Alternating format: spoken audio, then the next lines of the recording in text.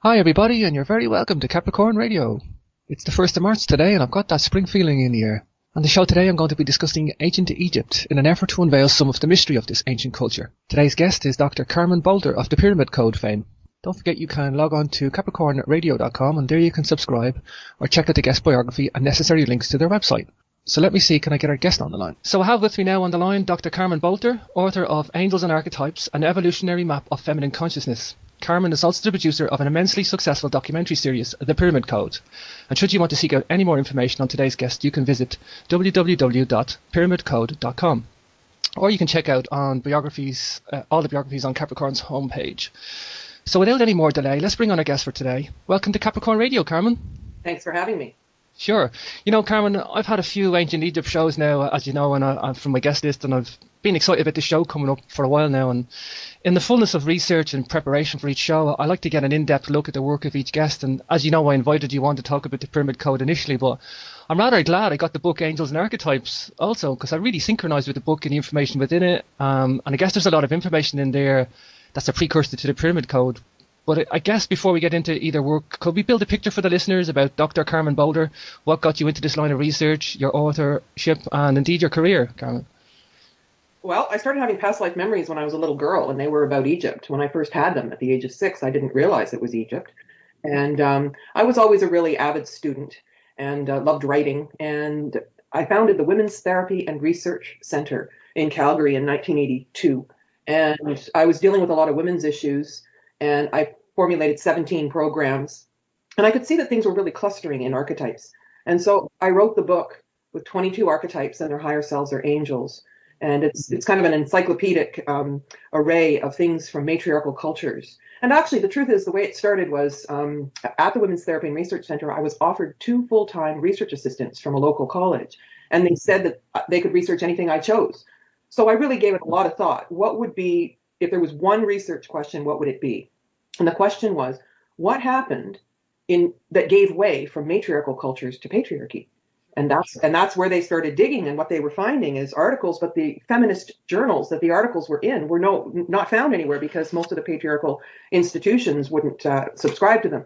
So I ended up having to research where the feminist journals were, and it turned out that they were at the Simone de Beauvoir Institute Library in Montreal at Concordia University. So I spent a whole summer digging through those archives, and that's really what led to the book.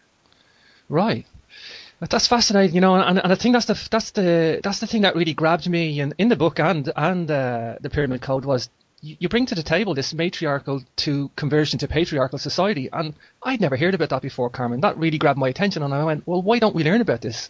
So, you know, you've really brought this to the mainstream, and basically, let's get into the book. I mean, you talk about this multi-dimensional evolutionary map of feminine consciousness. Perhaps you could explain that, Carmen, just get into the specifics of the matriarch. Well, my training is as a psychologist, and Carl Jung talks about archetypes, and whether we're conscious of them or not, they still exist. They have a life form of their own. And so I started looking at astrology, numerology, and tarot, and how they were actually the secrets of the ancient Egyptians that had to be symbolized because of all the persecution. So the original teachings that came down became reason to be killed during the Inquisition. So a lot of the information was coded. And so when I started to put it all back together, I realized that's exactly what had happened. And so I was tracing for any kind of fragment from matriarchal cultures. And of course, many of the books were burned and most of the people were killed, and the whole thing was driven underground.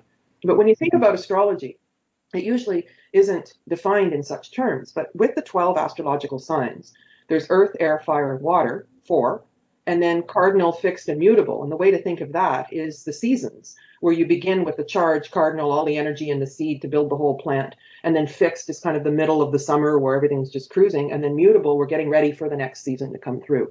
And so if you mix each of the 3 with the 4, you get the 12 zodiac signs. So there's only one cardinal fire sign. And so these become archetypal energies. And so what I did is I assigned a goddess to each of them through history. And a lot of times when you're reading mythology, you'll hear, you know, Diana was known to the Greeks, but it was really Artemis to the Romans, and it goes on like that. And you just end up completely confused of who's who, and they're crossing Hathor with somebody else. And you think, well, wait a minute, does anybody really know what's going on? So I decided to give them, you know, one name, to give the history, to show how a woman's consciousness could be connected to that particular archetype. But what the real truth is that, and Jung will say this, and psychologists would say this, is if you're driven by one archetype, like the Persephone daughter, which I've defined as the bulimic daughter, it's complex, and you're driven by it. But really, to have a full slate of full consciousness, we need to be able to include every archetypal aspect. And so when it's an evolutionary map, it's showing all the pieces of ourselves. Now, there's one goddess named Baba Yaga, and I call her the queen of the bad hair day. And so if you don't, lots of people say, oh, well, we'll just leave that in the shadow. I don't want to be like her. But if you don't pay her dues and pay attention to what she's actually drawing out of the psyche, she'll come get you and put you in bed for 3 days, like you get a cold. So, so if you're running all the archetypes, but you drop one, then that's the shadow. And that's the thing that drives the unconscious. And so really the goal is to be fully conscious. Now, in our society, profit is the highest value. So how would our society change if consciousness was the highest value? And this is what becomes important about matriarchal cultures and feminine consciousness, is that the smartest, most spiritually developed person was the leader. They also shared leadership so that someone else could hold the reins for governance, if you will, and realize the pressure that put someone under. And they never got paid. They'd get their robe and their lunch. But it was really about serving the whole. And we've got that all backwards now. And so finding the roots of matriarchal cultures become very informative in terms of how to live well. And that's why it's important to dig it up. And so it's my conviction that the patriarchy's agenda has been to erase evidence of everything other than itself. Exactly. That's definitely something I see, and I that's why I kind of synchronize, because I'm good with history, Carmen, and I've dodged a lot of mythology, and I've dodged a lot of anything to do with angels or archetypes. I'm drawn to the history, Carmen. I'm drawn to the ancient technology, and even in your book, you identify me as that, as I'm the patriarch. I'm more affiliated with time and timelines and history, and that's just me, and I kind of needed to read this book in a way too, Carmen. So that was really good for me. I guess just tell us about the religious doctrines, because this is what you're talking about, the erasing. These have really tried to stamp out the feminine consciousness, or as you say, erase any evidence of it. Well, and Mary Magdalene is depicted as a prostitute. And there were holy prostitutes in the temples, even in Babylon, where the men would come back when there was warring. It was the beginning of patriarchy, and then they'd go to the temple and release their energy and get aligned. And the sacred prostitutes were actually doing spiritual work that helped. And Mary Magdalene was a high-level initiate in Egypt, and she was trained in sex magic, but it was all distorted to make her into a prostitute. But also there's very little feminine consciousness in the Bible, and you get Mother Mary, and that's about it. And it's all the patriarchal images that come forward, and that's just incredibly damaging because it leaves us unbalanced. And the dire situation that the planet is in right now is a result of lopping off feminine consciousness. And it's not like matriarchy is not the opposite of patriarchy, where women drag men around by their hair kind of thing. It's not the opposite. Matriarchy leaves more for the children, respects nature, works in harmony with natural forces, and seeks balance. And so women have a masculine side and men have a feminine side. And I'm finding it fascinating the way my book has a resurgence of interest in it now. It was published in 1996, and it was way ahead of its time. People didn't know how to understand it. But the other beauty of that is I wouldn't have the patience to sit down and write it now, because I did 13 drafts of that book and, read 147 books the year before I published it. And it took it was a real work of love, that thing, labor of love. And so, I think we've all kind of moved into shorter attention spans and wanting to see videos instead of reading and writing. And so I'm really glad I wrote it before. And it was surprising to me that people didn't know how to understand it. And all of a sudden, everybody's looking for it now. Sure. If you had shown me that book when it came out in 97, I'd have been in my 20s, but, I'd have just laughed and went, what's that all about? I wouldn't have got it, and now I woke up spiritually there about 8 years ago, Carmen, and I'm on this path now, and I love it, and I just want to soak up as much knowledge and information and learn about cultures and everything. And it's not that I didn't, I suppose, Carmen, but yeah, I agree with you. That book was definitely ahead of its time, and it must be really good for that to be still rolling out copies when it was printed in 1997, Carmen. Yes, and now I've got an animator who's making the scene that goes at the beginning of each chapter, and so each goddess has a spot, like a little environment with environmental archetypes, if you will. And so we're making a virtual reality, and it will be a course in my new online learning and social action network called interactive-u.com, interactiveu.com. Yeah. And so people will be able to explore that, and it also will be interactive. So you can click, and you can paint your own runes. So it functions like an oracle as well. And so, you can make it like angel cards. And so, yeah, it's a fun way that you can just see what the energy is for the day. But it also has the spiritual teachings, because the higher selves of the archetypes are angels. And there's a spiritual teaching that goes with that that's beyond the dogma of religion. So religion's very much organized. Spirituality is connecting to source on your own, and religion is giving your power away to someone else to tell you, what to do and how to feel. Mm-hmm. Mm-hmm. So yeah, I mean, that's the thing, I guess, that the archetypes are the gateway to femininity and masculinity, and I kind of picked that up in the book, and it's something I hadn't been aware of, and there are these archetypes out there, and I guess the book's a lovely blend of astrology, psychology, and spirituality all mixed into one. Is that fair to say, Carmen? It's absolutely fair to say, and that kind of sounds like me.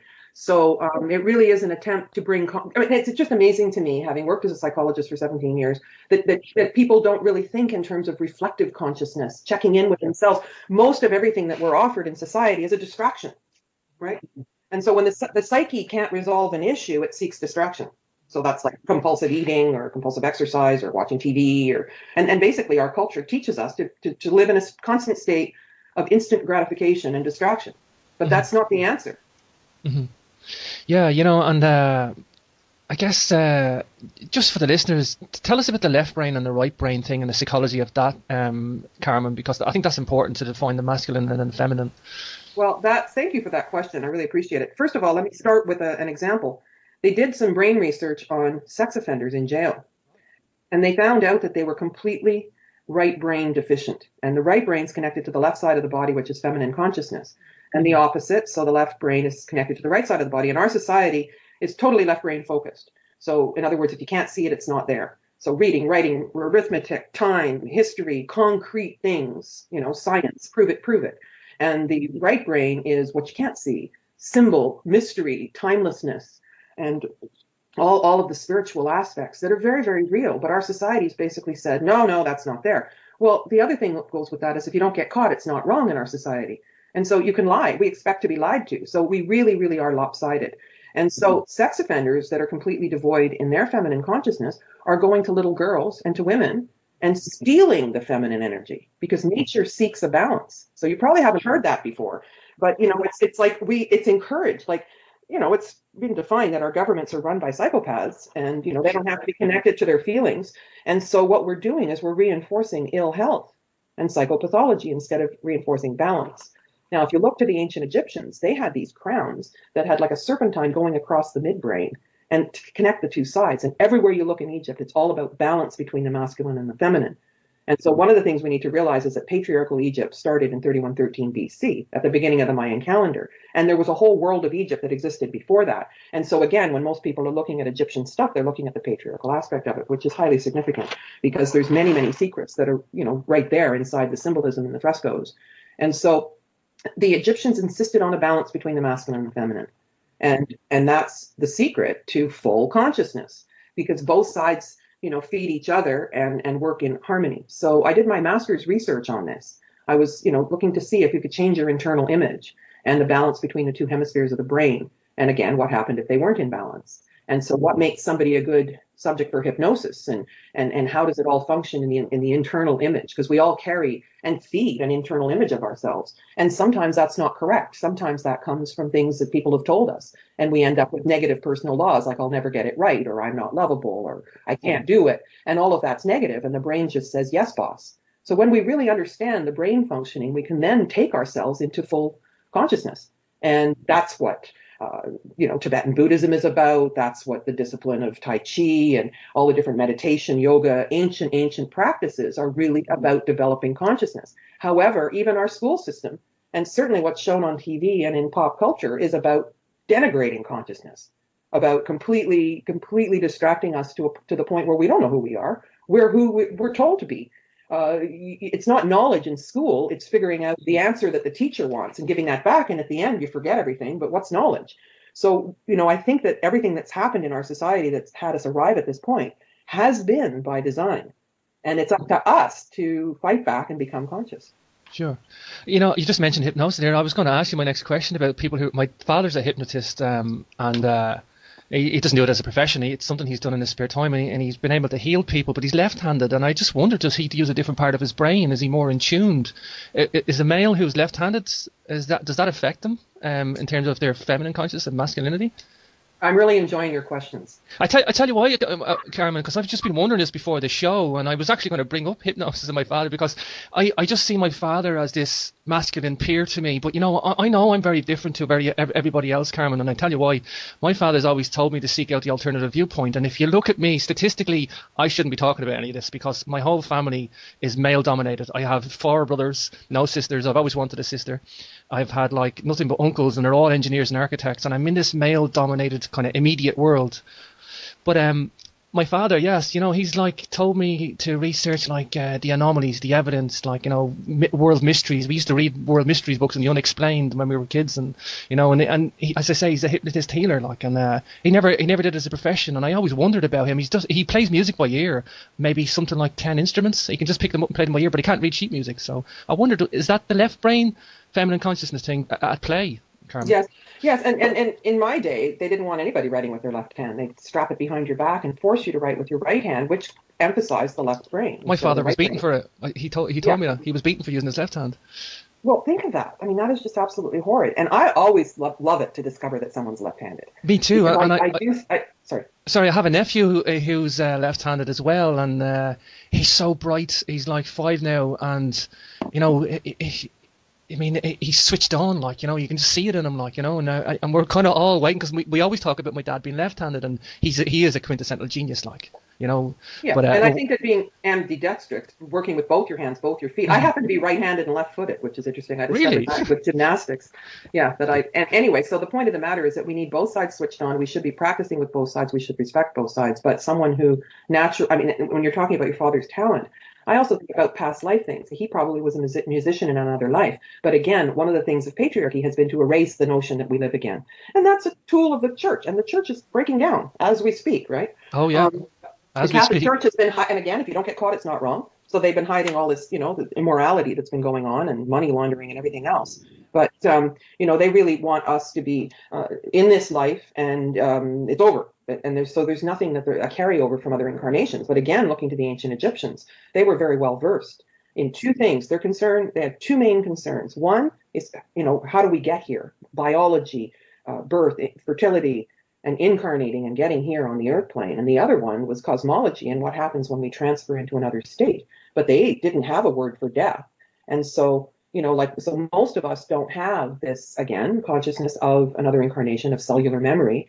And I think there's a lot of new kids, like you're talking about your nephew coming in, and they're brilliant, and we're drugging them. We're giving them ADD medication and all that other stuff. And, the GMO foods and whatnot, the kids are really sensitive to those, and then they're ending up with Asperger's or something like that. So, it's been said that Da Vinci and Einstein would be on meds if they were in school now. It's funny you mention that. I was put down for having Asperger's and ADHD myself when I was a kid, but I do have a very high latency, Carmen. I definitely do, and I'm definitely switched on. I was building radio transmitters when I was 10. Very much right-brained. I did it as a hobby because my father's a mechanical engineer. He retired when he was 40. He had a couple of businesses, but that was his profession, but he's always had this other thing, and he's coached me to do my own ham radio, and I had my own FM radio broadcasting station that I built from my own electronics, and he couldn't buy me any more kits anymore, and I kind of had all this kind of very much the stereotypical Asperger's, what would you call it, like a stereotype, but not Asperger's though, and I think some people are too quick to label people nowadays, Carmen. Oh, absolutely. And they want everybody in rows, and that's just like the industrial kind of style of education. But I'm going to tell you, I think it's harvest time for the black sheep. Yeah. Yeah. Tell me about angels then, Carmen, because my father would talk about angels, and I don't really get, and I don't really get kind of about angels. I don't have a good knowledge of angels or mythology. They're linked to the consciousness, or higher consciousness, I should say. Would that be right? Well, yes. Now, again, certain words and certain constructs have been outlawed. We're not supposed to think about reincarnation, consciousness, never mind that. And now angelic helpers, forget that too. So all of us have guides. And again, it's largely misunderstood because we're not supposed to have the conversation. So there are many, many different levels of disincarnate beings, and some of them are very low level and low astral level. And that can be someone who perhaps died in a fire in a house, and the house got reconstructed, and then people move in, and they're ghosts that open and close the cupboard doors or turn the burners on or something. and they're just annoying, and they're stuck in the lower astral plane. That's not what we're talking about here. Angels are sophisticated beings that are on the other side, and they have a way of densifying themselves momentarily. And if we can elevate and refine our vibrational frequency, there's a point where we can meet. Sometimes it can't be sustained. So they're vibrating at a higher frequency. And so I say, faster can see slower, but slower can't see faster, right? It's almost like more pixels on the camera. You get a better picture and you can zoom in on it and blow it up.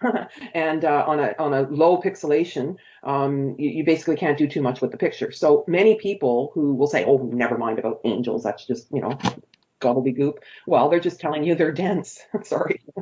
And so all of us have angelic helpers, but think about it. If you had an angelic helper who told you to bring your umbrella, and you read the weather report and it said that it's not going to rain today, and the angel keeps telling you to bring it and you don't, well, if I was the angel, I'd go help somebody else. Most of us get the signal and the intuition and then don't listen to it.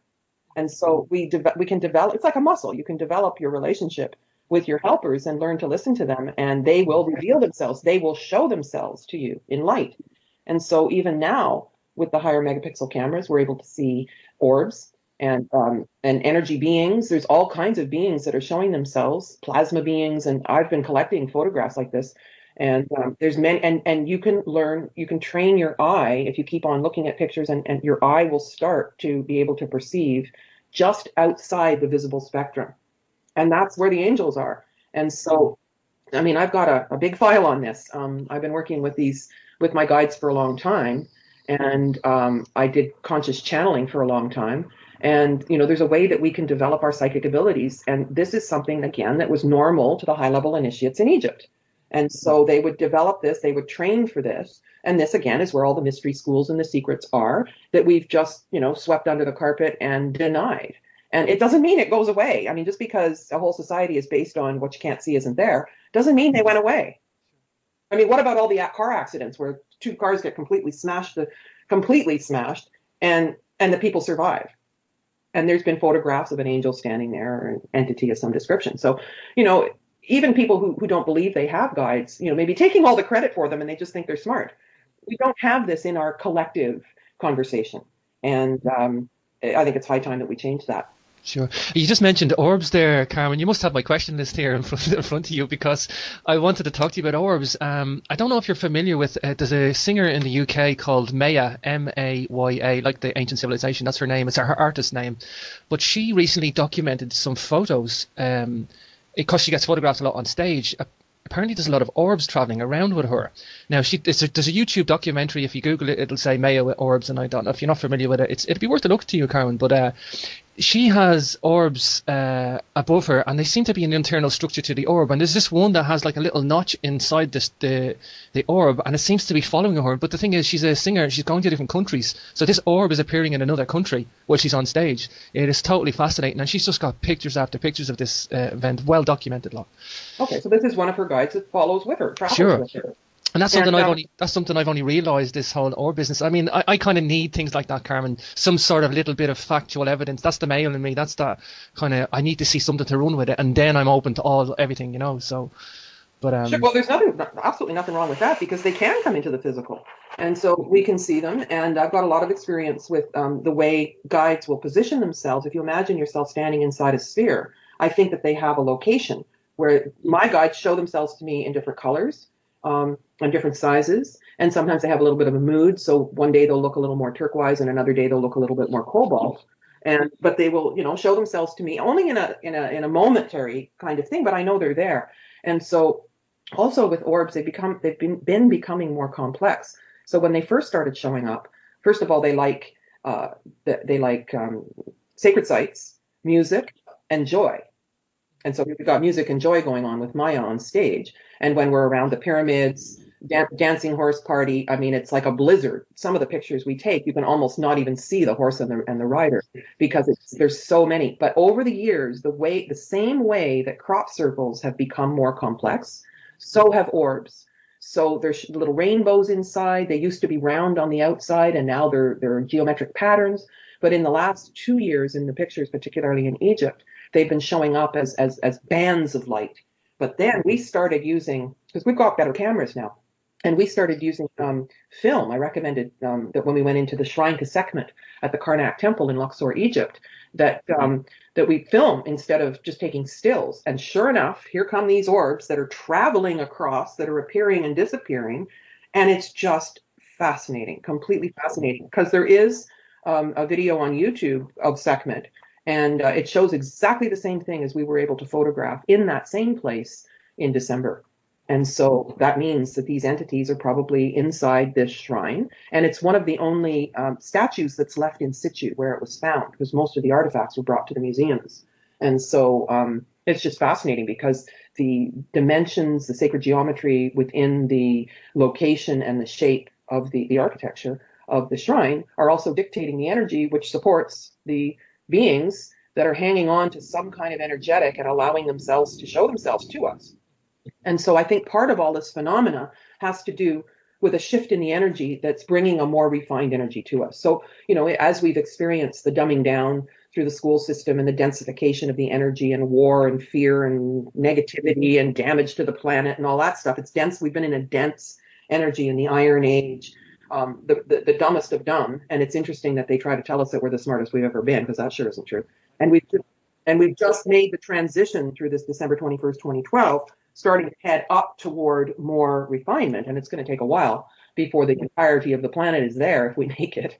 But we're moving toward a state of more refinement, and that is how we are able to see this phenomena that existed. But there's been seers and clairvoyants in every stage of the patriarchal densification that have been able to break through that. Mm-hmm. And right? Sure. I'm just thinking about some of the little tidbits of facts that you have in the book as well, which I really enjoyed, Carmen, for that as well, because I like knowing the origins of words and the origins of practices or cultures. And you gave us the role of marriage and the orange. I didn't know any of this, Carmen, and I would never have known that unless I read Angels and Archetypes. But, that marriage was forced upon the feminine, that it was like that to have a lover was like to have somebody outside your marriage, and even to have the origins of the phrase rule of thumb that you went into as well, so these things, these little extra bits of information, I like having that in there too, Carmen. That was really good to read that. And let's share that with the audience. The rule of thumb comes from a man was allowed to beat his wife with a stick no bigger than his thumb. Yeah, and a man's thumb is quite a lot bigger than a woman's thumb, and that's a hefty stick. Abuse of women. Yeah, and that was till as late as the 1960s. Yes, I know. Okay, Carmen, hold it right there. We're going to take a break and be back in just a moment. And we're back with your host, E.A. James Swagger, on Capricorn Radio, talking to Carmen Bolter, producer of the successful Pyramid Code. Hi, Carmen. Hi. Hi. So you were just talking about Medusa there, Carmen, before the break. Yes, in the Amazon tradition, the women would hang out with each other, and then they would go and meet the males and procreate.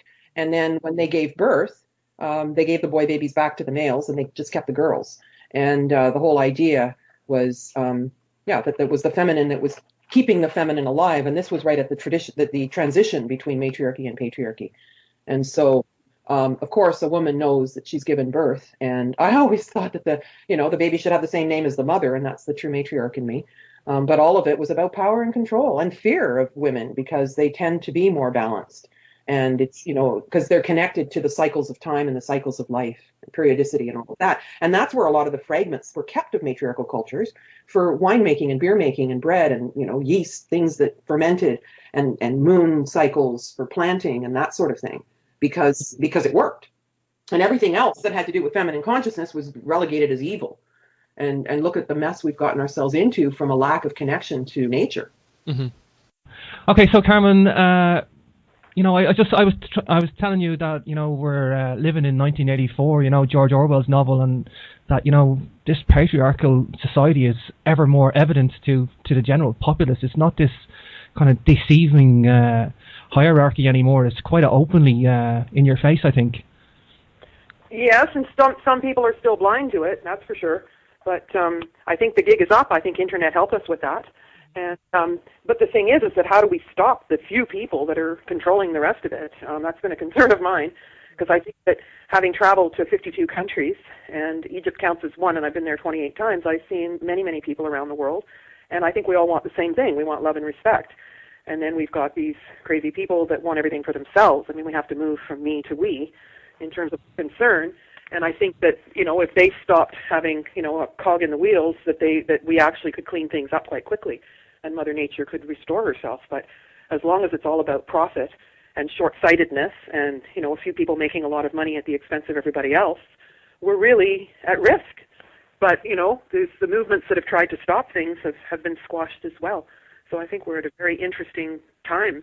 Yeah, and, it's interesting, all right, Carmen, and it's I just thinking about news being played out on cameras now, and it's more like propaganda. There's this like propaganda media game that they play, and there's what goes on behind the scenes and what they say in for the cameras, and it's false. And in preparing to go to Egypt with a large group for the 2012, there were all kinds of media stories that were coming out, and I have teams on the ground in Egypt, and I was talking to them every day, and the things that they were claiming were happening were not happening. And then when we got to the museum, to Tahrir Square, anything that you've seen in Tahrir Square for the last 3 or 4 months, maybe even longer than that, it wasn't possible because they've excavated and they were on a construction site, so you couldn't have stood close anyway. Really?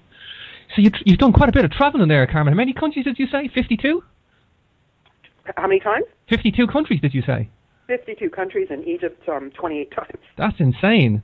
That's a lot of traveling. There's a name for a person who travels, a dromomaniac. Is that correct? Perhaps. I took 44 flights last year.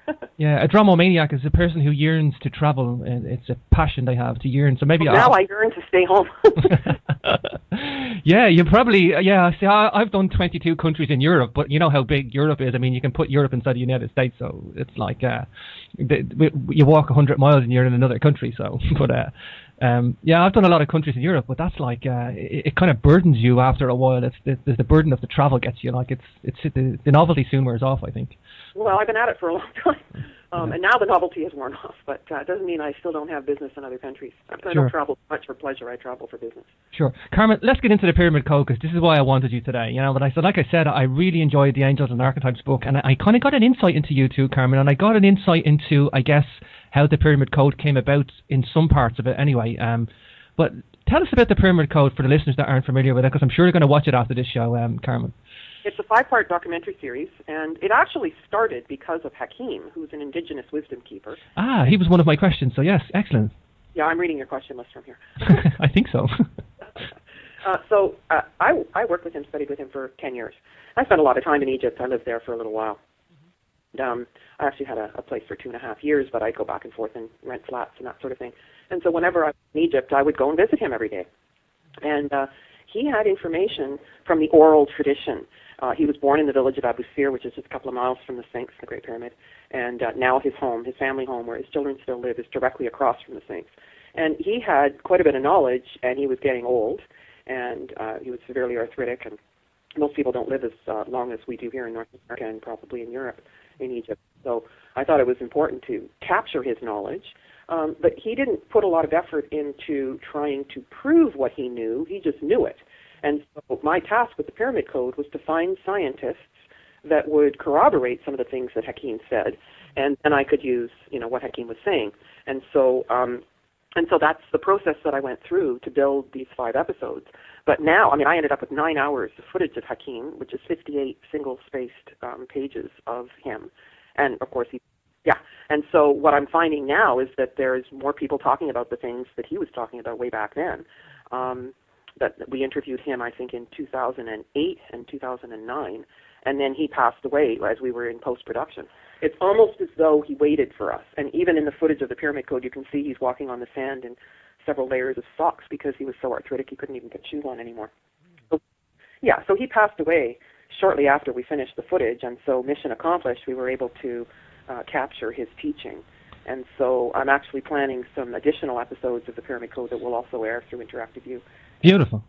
Yeah. That's funny because I would call Hakim the star of the show because I know there's other people there and they have a lot of stuff to bring to the table and a lot of revolutionary theories that have enlightened us to ancient Egypt. But Hakim, he looks like a bit of a character, and he's got some ancient wisdom there, yeah? So... Sure, and he would say things that no one else said that I knew in my bones. So, for example, that the Sphinx is feminine. I know feminine consciousness, and perhaps the head was refashioned, but certainly the energy is feline. And he would refer to her as Tefnuti, and that's feminine. And they're also a lot of references to cat people in the Peshat, the Sechet, and even the Hathors, a feline sort of thing. And the high-level initiates had black panthers and large cats that they would communicate with telepathically. And if they went to the edge of the band of peace and somebody ordinary who wasn't trained as a high-level initiate approach, they would have that ferocious cat wild energy. But when they were in the company of the high-level initiates, they were, quite docile and telepathic. Mm-hmm. We were talking about the modern world there. I think the modern world should just stop what they're doing and just take note of ancient Egypt. I'm a big on ancient Egypt, but you talk about the empowerment and that we have lessons to learn from ancient Egypt. I guess that's what I'm getting at, Carmen. Well, empowerment is the whole thing, and disempowerment is the modus operandi of the patriarchy. And most children are disempowered in school, taught what to think. It's all deconstructive and critiquing Shakespearean whatever instead of making something, constructing something, and finding something that's meaning-centered. And so, because of this blindness and lack of critical thinking, it's been quite impossible for people to look at Egyptian artifacts and see what the message is.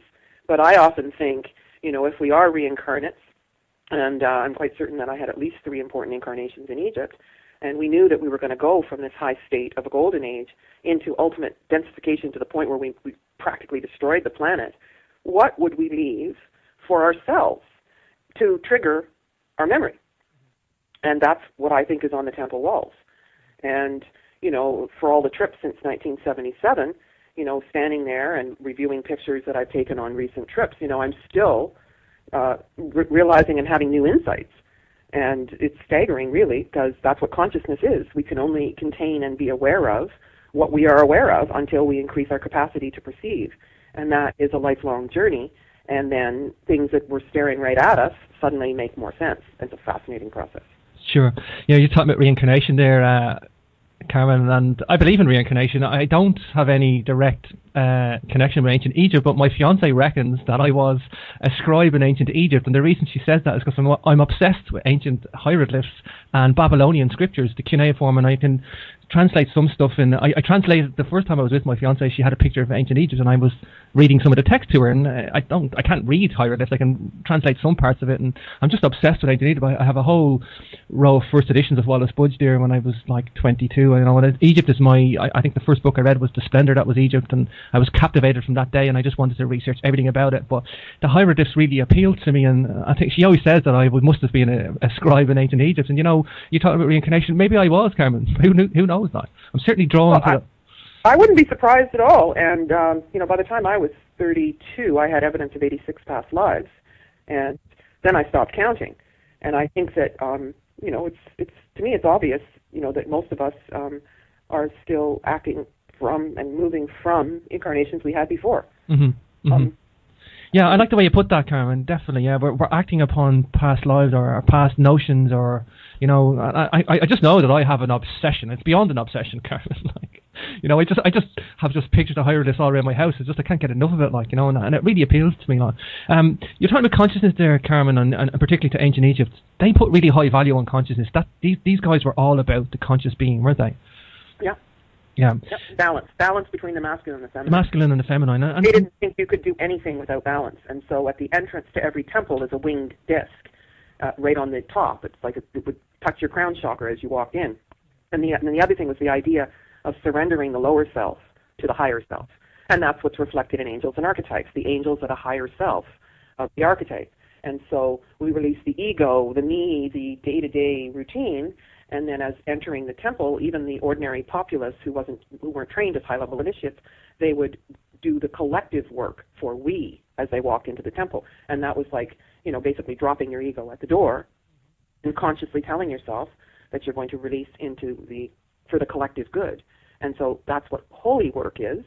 And the temples are actually sacred geometry and reflecting the cavities of the human body. And so everything's a metaphor. And the Holy of Holies, the altar, is situated where the pineal gland would be, which is the master gland, which connects us to our spiritual self. Now, one of the things that's true in the diabolical, nefarious, patriarchal stuff is that they put fluoride in the water, and that calcifies the pineal gland, and they know about that. Yeah, so even at the Vatican, they've got this enormous pine cone, and that's kind of what the pineal gland looks like. And most people are shut off from their spiritual selves because their pineal gland is calcified and they don't even know. I just had a conversation.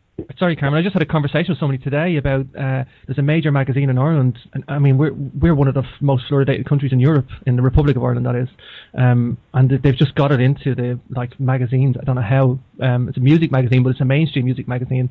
One of the local pop stars here is giving out about the fluoride in the water, But yeah, it's insane. Just on the winged disc, Carmen. The winged disc appears in the Middle East as well. Is that correct? Yes, actually, that's so. I'm not sure that it's reflecting the same symbol as that. I mean, sometimes people think that it's spaceships or who knows what. I won't claim to have expertise necessarily in the Babylonian culture, but because it's different. The Egyptian ones has the uraeus, which is the snake, and the wings are the wings of the vulture. And the vulture, Hakim will tell you, was the symbol of the sacred feminine, and the uraeus is the sacred masculine, and it's all wrapped around the sun. But the idea of the birds, they've got many different kinds of birds, and in the hieroglyphic. And the idea is they can walk on the earth and they can fly in the sky. And so that's like we are really spiritual beings temporarily treading on the earth. And that's represented over and over again in many different ways in the hieroglyphic and in the frescoes that you'll see in Egypt. Mm-hmm. Carmen, okay, right, let's get some, this is the big one for me now, the dating of the pyramids, because in the pyramid code you start off with an idea about the dating of the pyramids and timeline, and you finish up with that too, the chronology, and, it's not maybe what we're told, and I'm putting that mildly, but what do you feel, Carmen, yourself, about the dating of the pyramids? Do you have a time frame that you subscribe to? Because I think people in the alternative history world, which I'm in now myself as an author, but everybody looks at Egypt and they know it's older than 2,500 to 3,000 BC, and each one has their own subscription to a time frame of when they think. But do you subscribe to a time frame, Carmen? Well, we'll never know for sure, and I'm resting on a date that I feel comfortable with, and Hakim would concur with that as well. But I'd just like to point out that patriarchal imperatives run the educational system. And if you're an archaeologist, you have to toe the party line. And I was all set to do my PhD in archaeology, but then realized that I couldn't tell the real story if I did. And so the degree to which someone is tied to an educational institution, an academic institution, is the resistance with which they have to let the date go further back, because the patriarchy is trying to tell us that we're 6,000 years old and nothing happened before that. And so there's been a real movement that if artifacts were found of giant bones or whatever, that they'd be buried again. If artifacts didn't fit with the story, they'd be taken to the Smithsonian Institute and then put on a ship and dumped into the ocean. And so we don't know how to think of archetypes, we don't know how to think of ancient times, and that makes it difficult because we don't have an open conversation. So I think 50,000 years. And I think that the ground plan where the pyramids are, and this comes from past life memory, had other buildings there before, other structures. Then the pyramids came. Now, Dr. Samir Osmanovic from the Bosnian pyramids just came with a recent discovery, and those, again, the mainstream media said, hoax, forget it, don't talk about it. They're not allowed to talk about it. And that's because it's threatening. And so, if you start to piece things together, and I've just been invited to do a teleseminar with him, and I'll be going to Bosnia this year. Excellent.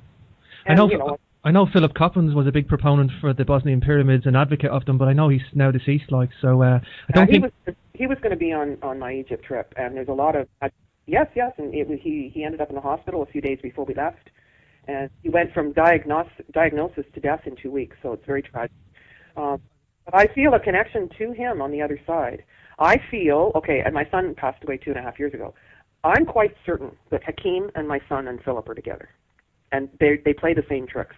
And this whole business of being able to perceive entities and all of that, I've developed a sensitivity to that because of losing, my son and Hakim, and now, Philip has been communicating with me as well, and I won't get into that. But the point is that Samir, he found poured stones, and between the third and fourth course, there was some organic material. And just a few months ago, he sent it to be carbon-14 dated, and we know that the older something is, the more the error is in carbon-14 dating. And so his sample came back at 24,600 years old. Yes, which is a whole procession, because it's probably plus or minus 1,200 years. But he says so that means the Bosnian pyramid's older than the Great Pyramid. Well, if you're using the old dating, the other date, the traditional dating. So Yes, and then Göbekli Tepe has been dated at 13,000 years. And we've got to remember that the older material is deeper. And both those sites were decommissioned. So the Bosnian pyramid was found full of silt. But the other thing, though, that's fascinating is that they're not restricting research at the Bosnian pyramid. They're allowing people to go in with their measurement instruments, and they're finding things. And I've been able to do some scientific studies inside the Great Pyramid over the last few years. I just collected over 300 readings of people in Egypt in December here. Interesting. Sorry, Cameron, just go back to the Bosnian pyramids. How long have they been hypothesized as a pyramid or realized as a pyramid, whichever way you want to say that? I'm sorry, repeat that, please. How long would have people been guessing that they're like pyramids? Or, I mean, when did the story break about the Bosnian pyramids? When did people start realizing that it's probably a pyramid that's been heavily forested and washed down? And well, not that long ago. Well, it's just like Göbekli Tepe probably was discovered 12 years ago, and most people haven't heard of it, and people think it's a recent discovery. So I think that there's been I actually don't have the exact answer for that. I'm thinking something like 8 years, but there has been so much media censorship about it that people are confused. So again, it's not in the collective, and a lot of people will just say it's a hoax. Like Robert Schoch went and said, "Forget it, it's not real." And Hugh Newman said that, and Robert Schoch went to Yamaguni and did one dive, which is just at the north tip of Taiwan and the south tip of Japan. There's all kinds of underwater structures, and Graham Hancock and his wife did 50 dives. And if you look at the pictures, I mean, come on, that can't be natural. So some people have an agenda, or they look at it too quickly, or they believe the mainstream media. And I think that we have to really take a scientific approach and look and put things together. I think sometimes people are constrained. Sorry, Cameron. I think sometimes people are constrained, and maybe Robert was constrained, and I think he tries to push it as much as he can. Okay. Sometimes. Is that Robert, every time he does a presentation, he's got a different age for the Sphinx. And so in the last time I saw him speaking in Egypt, when I was on a panel with him, he had a slide that showed this, in this year, like 2002, he thought the Sphinx was this old. But in 1999, he thought the Sphinx was this old. And now that we're in 2013, he thinks the Sphinx is this old, and he stands up there with great pride. Well, hello, the Sphinx is the age that it is. It's not 5, 6, 7 ages. And he thinks it's okay to keep changing the date. Well, I say that that's, maybe the constraint of being, attached to an educational institution that tells you that you're supposed to change what's traditional. But he's creeping his way back and legitimizing, like what, a few years go by and then you're allowed to say it's 5,000 years older? Like, what's the truth? How do the weather patterns show? When did they have a tropical situation in Giza? Sure. I think Göbekli Tepe has enlightened him somewhat in the academic world, because he's allowed kind of go for that day. He didn't have the potsherds of an ancient civilization that they were looking for when the Mark Lenner story and him broke. So I think that's probably where he's coming from, yeah. But I quite like John West, 36,000 BC, and I tell you why, because he applies the logic. I really like John. I had John on the show. Well, and John Anthony West is not, he calls them quackademics. He's not tied to any educational institution. He doesn't mind saying what he thinks. Hakeem takes it back another processional cycle, and I'm inclined to agree with that. And so, and we'll never prove it, right? But that's the way to think about it, Carmen. To think of it in processional cycles. It was aligned to Leo. The Sphinx was aligned to Leo, so it was going back. It was aligned every 26,000 years or another 26,000 years. But you're thinking in terms of processional cycles, now. Absolutely. But there's also a slippage. And I've done a lot of work in Starry Night Pro, which is looking at the cycles again and the alignment of the Band of Peace. And that's not in the Pyramid Code.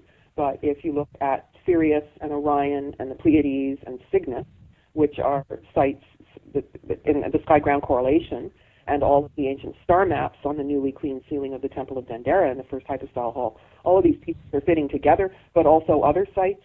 And so by looking at the extragalactic grid, you can see how the whole thing, and if you keep those four planetary systems together and run it back like a movie, you can go all the way back to 99,999 BC and all the way forward that far, 99,000 years AD. And if you've got a star system that isn't part of that configuration, it doesn't last very long. It spins out because it's not part of that configuration. So the extragalactic grid has this alignment, and Sirius is actually in the center. And so it's been said that one of the star shafts in the Great Pyramid points to Sirius, but always points to Sirius. And I mentioned that to Robert Bauval, and he was like, no way, that's impossible. But now he's saying that too. And it's a fact. And Walter Crittenden, who's also in the Pyramid Code, said, you know, in Lost Star of Myth and Time, he was looking at the mythology of Sirius possibly being in a binary system with our sun. Well, I plugged it into Starry Night Pro and ran it, and it's right at the center. But if you go along the extragalactic grid and keep going, what do you hit? The galactic center. So it's like the nose of the bird, the spinal cord of the bird of Cygnus goes straight through in a straight line, right up the spinal cord, straight to the galactic center, which is what our sun is just aligned to, December 21st, 2012. And then it comes back around to Sirius, which is represented by Isis. So not long ago, I'm sitting in my living room. Of course, my house is filled with Egyptian artifacts and papyrus. And I was looking at the headdress of Isis. And I've always like, why do you put a bird on her head? Like, come on. You know, like it just, like, why? I mean, what is the symbolism here? Well, if you go from the bird of Cygnus straight through the galactic center and connect back to Sirius, that actually makes an interesting metaphor to put the bird on the head of Isis. But it's talking about our alignment to the extragalactic grid outside of the galaxy. Think about it. It's incredible. I mean, the reason that we thought the ancient Egyptians, you know, didn't know much is because we didn't know enough to even understand the sophisticated quantum physics and the you know, connection to higher level beings, and we were told in school they worshipped animals. No, they were into the archetypes of the animal medicine and combining it. They're speaking symbolically, but again, if you lop off the right brain, then the symbols don't make sense because we're not used to speaking that way, and so the Egyptians are crazy. Enough said, right? Sure. You know, in terms of the archaeoastronomy and stepping outside ancient Egypt for a minute, time and time again, it's these same constellations that they're obsessing about in ancient worlds. You're talking Sirius, the Pleiades, Cygnus, Orion. It's just the same constellations coming up time and time again, Carmen. I know. But it's world grid. It's there. And it was a unified field. Like people say, well, Atlantis is here, Atlantis was there, Atlantis. Yeah, Atlantis was a worldwide culture. You know, and you know, seafaring Egyptians were seafaring when they're talking about the solar boat to get the pharaoh to the stars. Why is it water stained, watermarked? Because it was on the water. Because the Nile had a different pattern, and that's clearly depicted in the Pyramid Code. And they had the cocaine mummies as well, didn't they? They had. That's it. You know, okay. So that's cocaine evident. Cocaine is only from South America, and it's indigenous to South America, and every single mummy whose tissue has been tested has both THC and cocaine. Sure. Which then gives you this tie-in. Was there an international trade going on, or were they actually going out to these other countries? Like, I mean, either way, there was transoceanic contact in ancient times. Like. Absolutely, and if you look at Tiwanaku in Bolivia and the way they build their reed boats and take a picture of it and go and compare it to the temple walls in Egypt, those boats are identical. Sure. Honestly, they are identical. Just another thing, you know, the Phoenicians are their name I think translates as the purple people, because if they used their robes had a purple dye in them. They used this special seashell that they crushed up, and it was a purple seashell, and they crushed it up to make this dye to dye their robes. But the Toltecs did the exact same thing with this special seashell, this purple seashell as well. So there's these weird, yeah, they've got these weird. Here's a little tidbit for you from Hakim. The original manuscript that led to the Pyramid Code, I wrote it, was called Out of the Blue. And Hakim used to always talk about the blue. You know, it comes from the blue. And he says that the pigment on the temple walls that creates the cobalt, there's no source of it. No one knows where that came from. That was one of his strongest convictions. Yes, and in Egypt, they're allowed to take fungus off of a fresco, but they're not allowed to add color. And so most of the time when you get something being improving in the color, it's because they've cleaned it. And they've used some kind of process to reveal what's underneath, and that's very, very evident at the Temple of Dendera in the first hypostyle hall, because it took them 2 years to clean that ceiling, and it is stunning now. Yeah, I heard you talk about that before. Sorry, Carmen, I heard you talk about that before, and when they had cleaned it, there's all these reptilian figurines coming up with frogs and crocodile. Well, I can't remember. There was some reptilian figurines coming up repeatedly. Yep. Yeah. And now I've got a professional photo shoot done of every inch of that ceiling in 24 megapixel camera with a tripod and the whole thing, so they're all square, because it's 40 feet up. And so the only way to really do an analysis of it is to blow out the pictures, because they're high enough resolution, and examine it. And so I've been looking at the ceiling for a long time, and it's the entire cosmology of everything, all things Egyptian, and everything that they were interested in, and we haven't had access to see it like in the olden days. And it actually looked like staring into a cup of black coffee. And so you can see that the shapes were behind it. But 40 feet up with poor cameras, I mean, we were really at a loss. We weren't able to examine it. And so, yes, there are all kinds of different beings. There's all kinds of counting mechanisms and steps. There's 14 steps, which could be the phases of the moon, 14 days waning, 14 days waxing. There are, animal figures with the thymus, in the proper place, which looks like one of the crowns, and Hakeem talks about that, and that's very well explained in the Pyramid Code. Beings with 4 wings and 2 heads, so the ascending cycle of the 13,000 years of precession going denser, and the 13,000 years going to the light. It goes on and on and on. Nui, the star goddess, where the stars of the milk, the milk from her breasts is the Milky Way, and how these beings functioned. And there are 4 Egyptian goddesses: Hathor, Nui, Mot, and I forget right now, Hathor. Sure. Carmen, I was just going to ask you about Abu Rouge. Forgive my pronunciations here. Abu Rouge, Rouge, is that right? Rouge.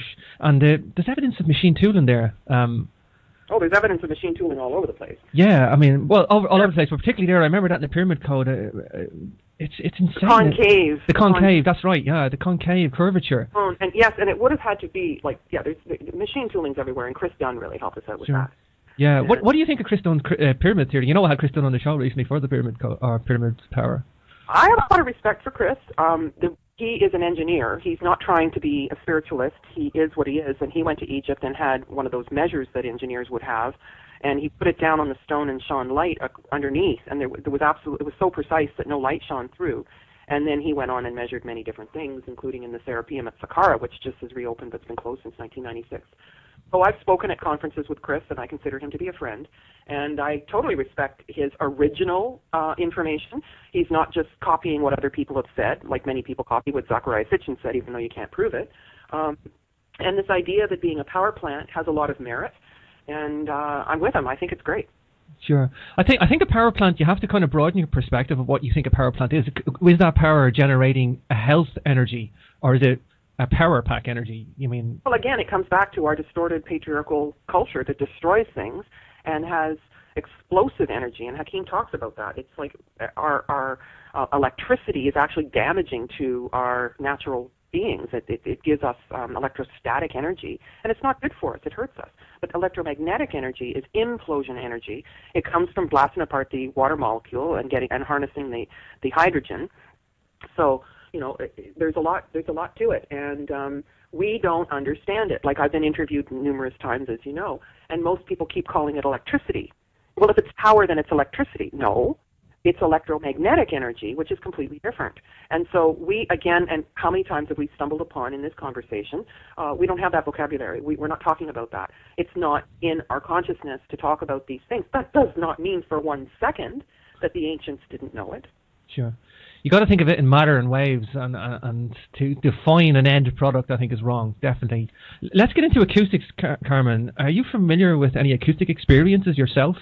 Or Absolutely. And I know that the entirety of the Band of Peace, it's almost like each pyramid has a different angle to the straight sides. 51 degrees, 52 degrees, 53 degrees, and a half, and that. And the chambers are positioned in different places inside each pyramid, and there's different numbers of chambers, and then the bent pyramid has 2 angles. And if you could imagine like a wind harp that you would align to the wind, and then it would actually make music, the sound and light technology was absolutely pivotal for the ancients. And and the Band of Peace is like 15 or so miles long, right? And so it's huge. And so on December 21st, here in 2012, there was 100 people who were standing around Abu Ghraib, which is where they have the crystal altar and the crystal bowls and the base of the obelisk. And we had someone playing 3 crystal bowls and making an acoustic resonance there. And those crystals are huge, absolutely. Yeah, I don't know of another piece of crystal as big as that. Well, and then in the extension after the last Egypt trip, we went to the White Christmas on the White Desert, we called the trip, and we went to the Crystal Mountain. This entire mountain is made of crystal. I mean, come on. It's just absolutely, absolutely fascinating. But we have tiny crystals in an Ethernet cable, in a record player, in our watches, in our computers. Nothing that we have can work without these tiny crystals. Well, what about a huge crystal? You could say we're a crystal technology, Carmen. Whether we and not sure. Not an electrical, and we're not an electrical age. We're actually in a crystal age because the crystals run the electronics, and electronics run the electricity. Well, fair enough, but I'm looking outside the window at a bunch of wires, and I wish they weren't there. I mean, Tesla had discovered wireless technology, and J.P. Morgan shut them down because he could see how we could all be enslaved by paying huge utility bills that keep going up so that a few people can make money when it all should be free. Sure. You know, I wonder about the quartz thing, Carmen, and I'm sure you get theories all the time, but in my own research of the Passage Grays of Ireland, the Passage Grey builders were obsessed with Sirius, the Pleiades. They were obsessed with quartz as well. They lined the passages with quartz, and when the sunbeam, obviously aligned to the winter solstice and the summer solstice, and you know, when the sunbeam would come in, they would reflect the quartz, and that would change the electromagnetic wave 45 degrees and make it more magnetic. And I know that there was a sunspot minimum in the year 3100, around the time of the Maya started their calendar, and you know, this is the same time that the Passage Grays were built, and I wonder. You know, a sunspot minimum would also affect fertility. I think there was an experiment done with a woman who lived underground for a period of time. Her fertility cycle stopped, and they need the electromagnetic light of the sun, women, to regulate their menstrual cycle. And I wonder, was there a natural drop in fertility, and that the crystals? I mean, all Newgrange was like topped like a pyramid. It wasn't flat like it is today. There was a pyramid type top of quartz. It's now slippage and fell apart, but I wonder, was this whole thing like a fertility clinic? Were they going inside the Passage Grays and trying to conceive or enhance their fertility because of a natural sunspot cycle?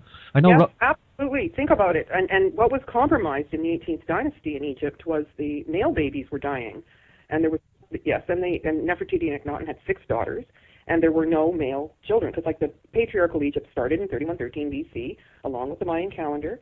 And King Tut was 8 years old when he was on the throne, and he had help. He had co-regents and that sort of thing.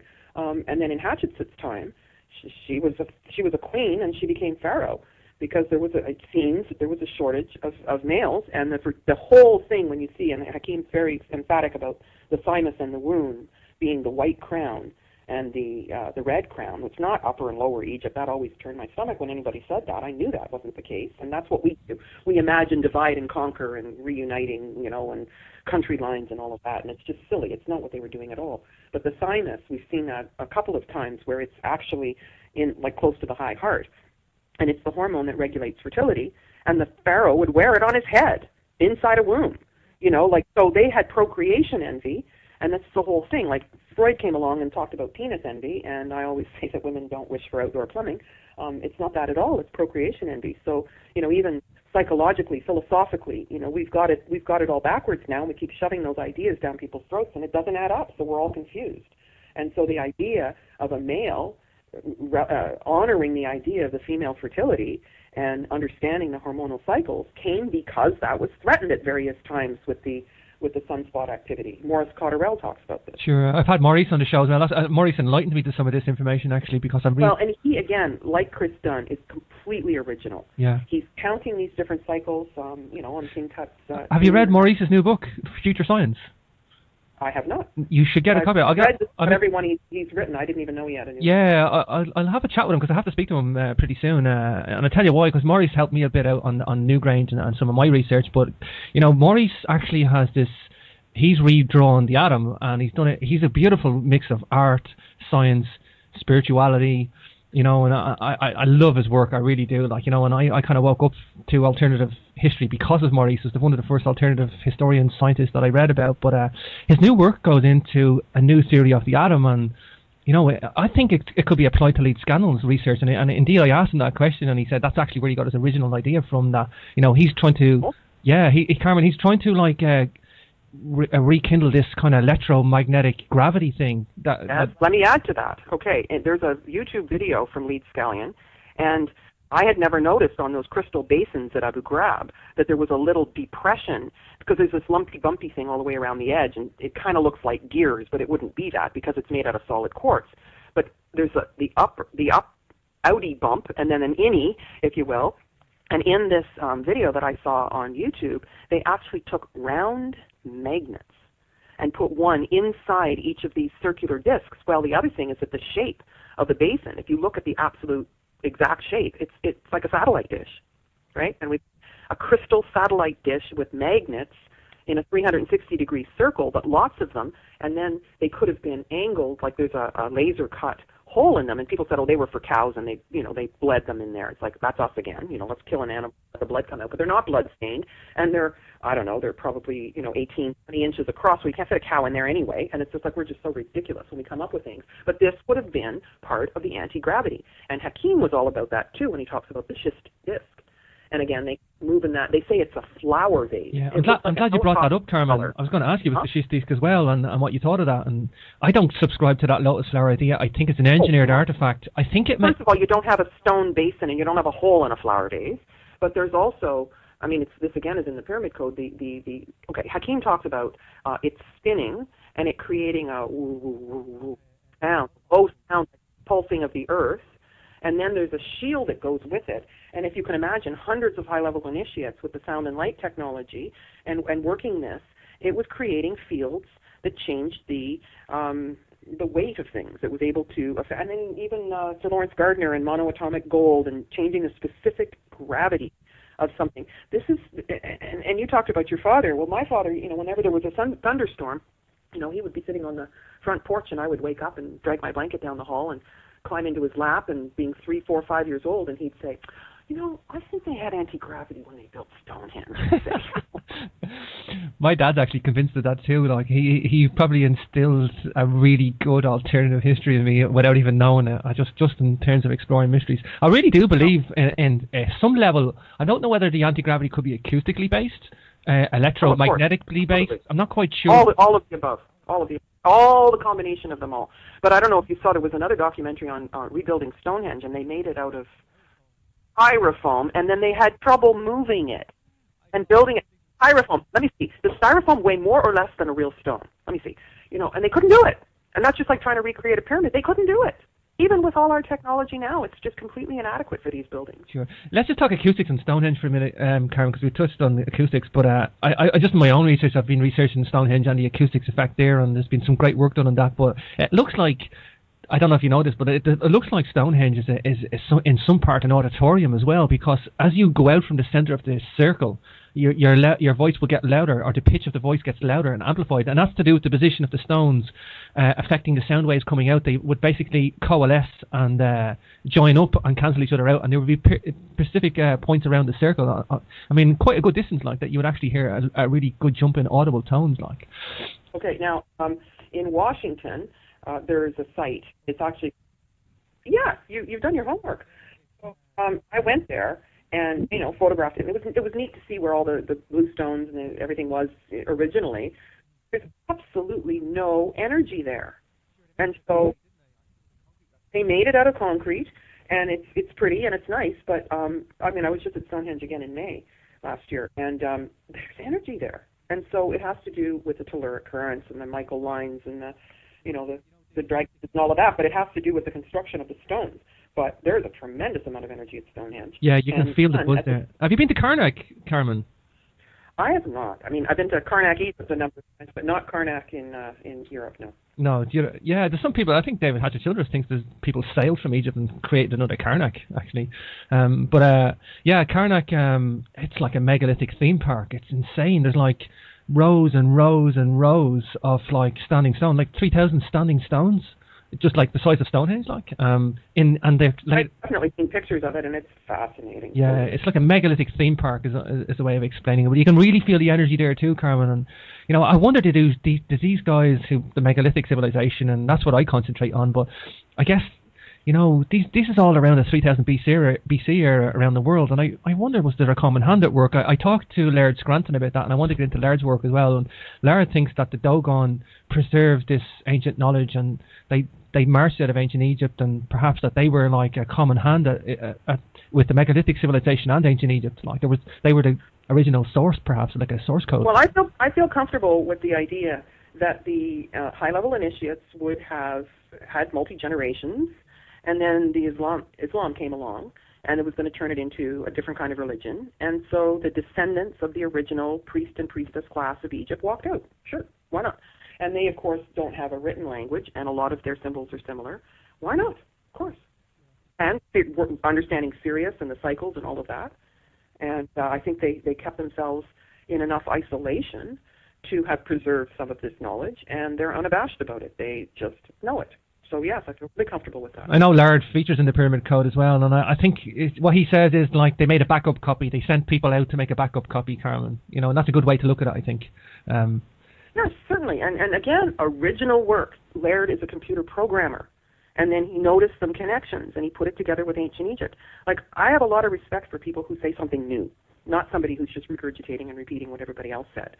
I mean, we need to know what other people are saying, and in academic research, that's called a literature review. But we also have to say something new. Sure. Laird's a Piscean, and so is Maurice as well. They're both Pisceans. They're the sign of the genius, if you ask me. They really are, like, the original geniuses, like, that they seem to put everything together, like. Just talking... It takes a lot of courage, and Laird, often emphasizes that he doesn't have to care about what academics say because he's not tied to the system, and so he gets to say whatever he wants to say, and people can take it or leave it. But a lot of people who are in the academic field, again, have to toe the party line. They have to say what everybody else says. But I think the ones that are in the academic field aren't qualified, and what I mean by that is, Carmen, I know just from my own research here that the passage grave builders were obsessed with astronomy, but they didn't ever hire an astronomy to come and analyse the buildings. No, they got archaeologists in and they went, well, we've nothing to dig up here. We don't have Here's another thing that I think is key to our understanding of all of this. Patriarchy divides and conquers. So archaeology doesn't speak to linguistics, doesn't speak to anthropology, doesn't speak to this and that, geology, and it's all separated, weather patterns, climatology. Well, we can't piece anything together without everything being cross-disciplinary. And so, even if you go to university, you're in one faculty in one department. And so it just doesn't work. We need to have a little bit of everything and to mix and match and to be cross-disciplinary in order to understand things. And so, and that's the whole thing. Numerology, astrology, tarot, psychology. Let's blend it all. Let's put it all together. Let's look at the spiritual, the physical, the mental, the left brain, the right brain. You got the full deck now. But patriarchy's strategy has been to divide us up and to cut us off and to disempower us and to turn us into slaves, debt slaves. Enough already. Okay, Carmen, hold it right there. We're going to take a break and be back in just a moment. And we're back with your host, E.A. James Swagger, on Capricorn Radio, talking to Carmen Bolter. Well, joining with what I said a moment ago, the idea of cross-disciplinary, multi-level, multi-dimensional, like the Egyptians, nothing meant one thing. Everything was like a pun. Everything was an acronym. Everything was nature, spiritual, tonal. They were jokers, they everything was like a metaphor. And so if anybody says this is what that meant, and of course it's completely naive to think that 4,000 symbols can get reduced to 26 letters, and we were just waiting for English to come along so we could spell your name. It's just, it's laughable and you're laughing. And so, but anything in Egyptian, everything, their chronology and everything else is deeply symbolic and has more than one meaning. And again, we don't think like that, so we can't imagine them thinking like that. Exactly. I think more in terms of symbology now, and that hemisphere of the brain thing, and that it really appeals to us, it appeals to me anyway, and I can see where they were kind of... I'm looking at Egypt in a new light, Carmen, if you want to call it that, yeah? And I had to kind of go through ancient Egypt. I had to go through what was wrote about it. There's so much there. There's so much there that you have to kind of wrestle with and get through to get to the truth, I guess, Well, and so much misinterpreted and so much damaged. But by the same token, I was always really concerned about all the artifacts that had left Egypt and thought that they should come back. And Hakim used to say to me, nothing can be lost. Nothing can be lost. And what about all the people that won't come to Egypt that can go and visit things in other museums? And I was just completely beside myself about this for a long time. And then all of a sudden I realized that it's all okay. There was enough of ancient Egypt that was left everywhere. And it's very repetitive. There's a lot of repetitive symbols in different combinations. And places like the Edfu Temple have got little room after room after room with, floor to ceiling, hieroglyphic and frescoes and whatnot. And as I said earlier, every time I go and take more pictures and look at the pictures, I see more. And it's fascinating because they left us enough. That we put enough energy into it that we're going to be able to discover what they were talking about. But prior to quantum physics being part of our vocabulary, how could we understand that the Egyptians didn't have the lingo, did we? We didn't have the... No, and archaeoastronomy, that's a relatively new science. It's beautiful as well, Carmen. It's a beautiful... I think we needed it. We needed it in the alternative community to say, look, we now have something that's rigid, but it's pointing in another direction, and we're now able to kind of date things that weren't able to be dated before. Yes, but there's still a propensity to drop a precessional cycle or half a cycle off things and look at the lineup, because perhaps in 2450 BC, that lineup came up again. Sure. Sure.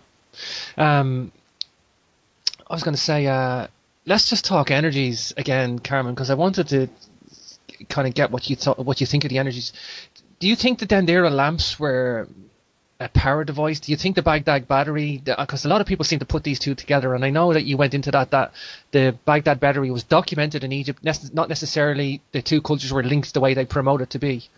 Well, at the CPAC conference, at Walter Cruttenden's Conference on Precession and Ancient Knowledge, Jason Martell got up on stage and they dimmed the lights, and he had a Baghdad battery made with, I think it was orange juice, and he had fashioned a bulb that was like the Dendera light bulb down in the crypts, and it lit up. It was a weak signal, but I saw it with my own eyes. So that's one thing. The other thing is that in order to get to those crypts, you have to go down the staircase, and it's this narrow passageway. It can't be more than 4 feet wide. You can turn corners as well. I've been to Egypt 3 times, and I know the Valley of the Kings. When you go down into them places, as soon as you turn the first corner, it's dark. There's nothing.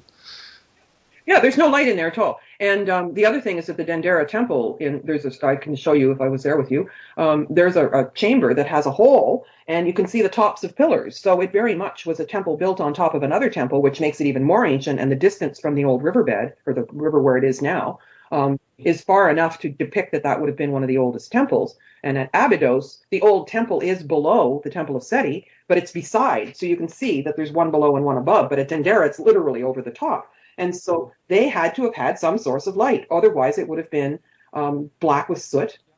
Now, again, multidimensional, multi-meaning. And so there's a snake in there. There's a small man. It's being held up by a baboon. The baboon is a symbol of time, because apparently they pee every 12 hours. And so the Egyptians cleverly used them as measuring time. There is the Jed, which is a play on the word jinn, which is spirit. But it's the spinal cord of Osiris, which is where all the energy from the brain goes into the body. He represents, reincarnation and cross-dimensional energies. Some people say it looks like a cathode tube that we had in our old televisions. But again, something that's going to translate a signal into a visual. It's Kundalini energy.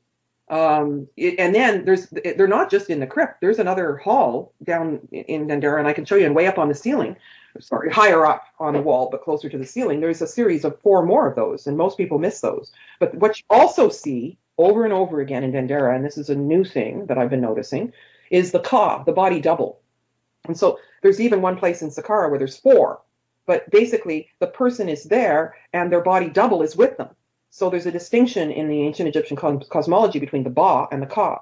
So the Ka is the part that can bilocate. And a lot of people are bilocating in their sleep, and they're going and doing work on ships and helping people, and their physical body is sleeping, and their Ka, or body double, is doing some work elsewhere. The Ba is the part of you that when you die, it's still alive. So when in the ceremony of the weighing of the hearts, when someone would pass, the first thing you'd be met by Anubis, and he'd say, "You're dead." And you'd go, "Oh, I am?" And they'd say, "Check it out, your body's down there." "Oh, okay." So the part that would live on between incarnations and come back into a physical if they were to reincarnate. And so, these sorts of ideas about being able to move between dimensions, or being able to take a signal and turn it into a visual, all of these cross modalities. This is like synesthesia, where you can hear a picture, you can smell the flowers when they're on the television. Babies are able to do this, right? You see music. This is normal. Hakim emphasized that we had 360 senses in the ancient times, and we're totally dumbed down to 5. And so again, our vocabulary is absolutely compromised. You can say, "I saw you in my dream." Well, your eyes are closed. Your eyes aren't really working because you're asleep. Well, what do we mean by this? Well, all I'm trying to say by this little piece of the discussion is that the ancients were completely well-versed in transferring between realities, in anti-gravity, popping between, teleportation. This was normal to them. Crazy. Totally normal. Yeah. Okay, Carmen, I want to talk about, if I don't talk about King Tut and Akhenaten, I'll go insane and have not asked you, because I know you've been close to the story, and I want to talk about Zahi as well, Zahi Hawass. For the listeners, he's been the head of Egyptian antiquities until recently, the uprising. He's been ousted somewhat, but he tried to link King Tut with Akhenaten, and I'm not sure why he tried to do that. I've heard a couple of people try to disassociate that link. What's that all about, Carmen? What do you feel is going on there? Okay, now, first of all, I'm just going to say this is a totally loaded subject for me. big charge on it. The 18th dynasty is where my strongest memories come from, both with Hatchetson and the Amarna period. And I've been to Amarna a couple of times, and it's highly emotional for me. So about 14 years ago, oh God, now I'm forgetting his name. From somebody was doing, I should have. I'm sorry, I'm forgetting the researcher's name. But he was given the permission to extract some of the DNA from King Tut, and of course Zahi came along. Oh, security, you can't measure it. But he did the Scott Woodward from Utah, Brigham Young University. He was able to do the DNA testing on King Tut's fetuses that were found in his tomb. There were 2 stillborn babies. Okay, and Tut married Akhenaten and Nefertiti's youngest daughter, Ankhesepaten. And that was the practice. It was still matrilineal, even when it was patriarchal, because the pharaoh had to marry the daughter of the pharaoh before him. The new pharaoh had to marry the daughter of the pharaoh before him, and that was for the mitochondrial DNA. I was going to ask you that as well. That's evidence of mitochondrial DNA breeding Absolutely. And genetic breeding. Absolutely, but we also didn't have that in our vocabulary until recently. And so, okay. So anyway, so Scott Woodward, I knew that Zahi was going to do this, okay, years ago. And it happened on February 17th, 2009, that there was a press conference and he was going to announce the DNA testing. Well, first of all, they closed the DNA labs. They brought a new DNA lab into the basement of the National Museum. Then they were saying on National Geographic that they had found Akhenaten's mummy, but they were showing a picture of a skeleton in a fetal position. And they were saying they had done the DNA testing on Akhenaten. You're never going to find Akhenaten. The Amun priesthood was so upset they killed him and cut him into pieces and threw him in the Nile. There's no way. That's kind of the metaphor for Osiris, the 14 pieces. Okay, and they say that Akhenaten was deformed and all that, and the wide hips and all that, terribly threatening because he kind of had a feminine look to him. But it's starseed. Hatshepsut speaks about her father taking on a high-level being, a star being, impregnating her mother, which made her half star seed. And there is the full story of this, which is quite damaged at Deir el-Bahri at the Temple of Queen Hatshepsut. And so, well, Akhenaten and Nefertiti are a couple of generations down the line in the same dynasty, okay? And so they had 6 daughters, and King Tut was no doubt raised in the North Palace with the women. I've got very strong memories about this, and they want to say that Akhenaten was his father. So I'm there listening to this press conference, and the curator for the museum's secretary saw me. I did a little bit of work to find out where this press conference was going to be. And because I've done so much work in the museum and had special permission to do various things, photograph, go into the archives of the National Museum, the secretary recognized me and let me in to the press conference, which was right in, they had closed the museum. And anyway, so there's Zahi going to give the results in Arabic. And I'm like, is he saying what I think he's saying? And I waited till he finished speaking, and he said it again in English. And I heard him in Arabic, and they're trying to say that it's Akhenaten. Well, I think that part of it is it proves that Tut was white. Well, that is more of this PBS network, I'm sorry, patriarchal BS. And they're trying to make themselves white Anglo-Saxon, and Egypt is on the African continent. The likelihood, is that a lot of them were black. I mean, who knows? I mean, the Black Madonna, ISIS, all this stuff is racist. And I think that if there's a fundamental point that Zahi was after, it's racist. Yeah. Zahi's a weird one, isn't he? He's a weird character. I know he's a Gemini, and he is the typical Gemini. He likes the showmanship. He's a Gemini male. They love information, but they like to play games, and he does that time and time again. He lies in the face of evidence, but people just think, why would you do that? But I think he's just being himself. Like he's got his own agenda. He's got his own he's got his own rules to lead, and I don't know, I'd like to think he's just got his hands tied and he can't speak about it, but I think he just enjoys the role too, Carmen. Well, first of all, he's gone, but in those 3 weeks before Mubarak stepped down, they had this stage thing where guys in black suits were descending from the ceiling of the museum, and they were saying that the people stole these artifacts. No way. Mubarak, his son, Zahi, and Farouk Hosni, the Minister of Culture at the time, were stealing artifacts by the container load and sending them on the black market to be sold, and they lined their pockets. Mubarak was one of the richest men in the world. If you divided by every man, woman, and child the money that he pocketed, that would have given an average family $50,000, which is like 12 years of an average income. the family lives on $2 a day. It was $10,000 for every man, woman, and child. You think that wouldn't go a long way to helping the Sure. Egyptians? People don't realize too, Yeah. Carmen, how poor Egypt is. They rely solely on tourism. Solely. You Yeah. know. Well, when we were there was I told you at the beginning of this interview that there were so many stories trying to scare people. We were the only two buses at Saqqara, the only plane on the tarmac going to Luxor and back from Aswan, the only foreigners in the museum. But the point that I was getting to is that from 1977, it used to be that if you spent 1 minute at every exhibit in the National Museum, you'd be in there for 9 months. And Hakim took me in there for 2-hour sessions, and we covered the entire museum, and he gave me his blah blah and his descriptions of everything. And he would say they turned this stone over on the bottom of it. Let me tell you what's there. And they moved the schist disc, and they're not allowed. Well, and I've got photographs from the early days when you were allowed, and they stopped letting you take pictures in the museum. Why? Because they're date and time stamped. Well, I'm telling you, last year in 2011, half of the stuff in the museum was gone. Whole rooms closed. And they did a collection of Hatshepsut statues that hadn't been together since they were found in a hole at Deir el-Bahri. And somebody 20 years after she died took all these statues and dumped them in a hole. And they broke and they put them back together. And it was at the Metropolitan Museum in New York. And they made this special room. And I went and I got to be in there by myself without the guards and everything, photographed the whole thing. Those statues never went back to Egypt. No! No, but people don't know that. People don't know the museum like I do because of the work that I did with Hakim. The time you spent there as well, the time you're there time and time again, you're familiar with it. Well, and I had permission, coordinated effort between the Egyptian embassy in Ottawa and the Canadian embassy in Cairo to get me special permission to go into the archives of the Rare Books Library of the Faculty of Archaeology of Cairo University and the American University of Cairo Computer Archives and Digital Archives, and in, as I mentioned a minute ago, the archives of the National Museum. And I spent a whole summer every day researching and going through all these books and finding very, very incredible stuff. And so people don't know it like I do. And they haven't spent so much time obsessing over the pictures. Well, now they're down to about a third of the artifacts. And people who had a sensitivity to Egypt, who were with me on this last trip, I had 80 people on my tour, were just horrified in the museum.